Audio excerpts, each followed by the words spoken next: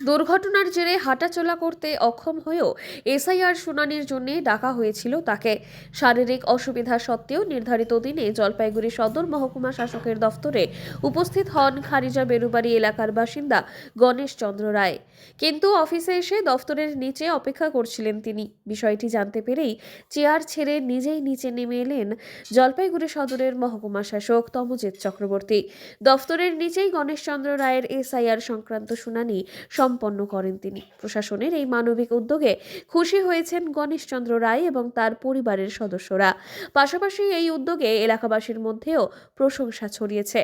জানা গিয়েছে, শুধুমাত্র এই ঘটনাই নয়, মহকুমা শাসকের দফতরে প্রতিনিয়ত এইভাবেই সাধারণ মানুষের পাশে দাঁড়ানো হচ্ছে।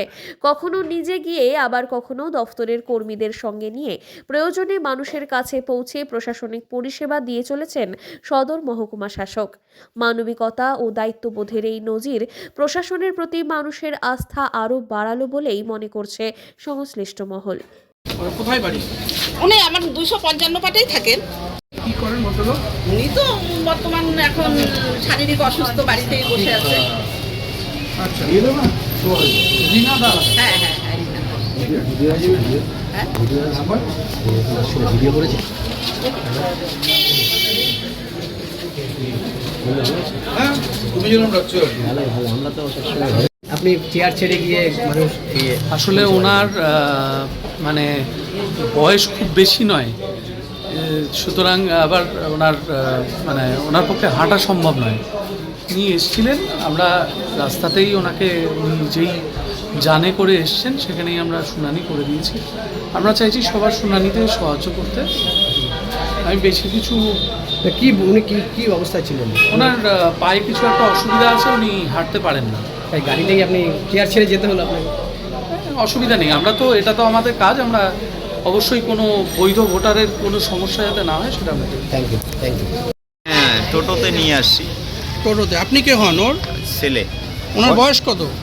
এখন তো 90 চলছে, 90 বছর কাছাকাছি আর কি হয়নি। এখানে কি জন্য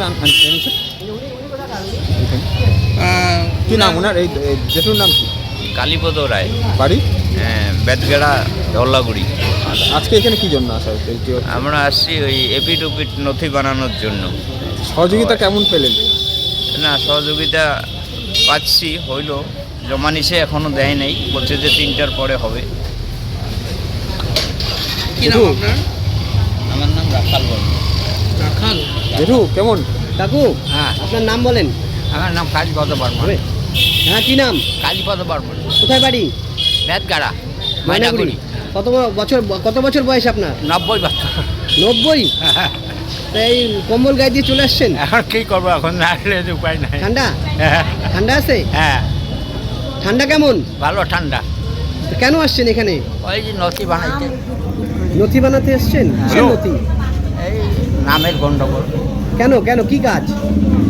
এই রায় বর্মা ছিল। কি করবেন নথি বানিয়ে? এসআইআর এ কি আপনার শুনানিতে ডাক পড়েছে? হ্যাঁ হ্যাঁ আপনাকে কি নোটিশ পাঠিয়েছে এসআইআর এর জন্য? হ্যাঁ তার জন্য নথি বানাতে এসছেন? হ্যাঁ কোথায় এসছেন?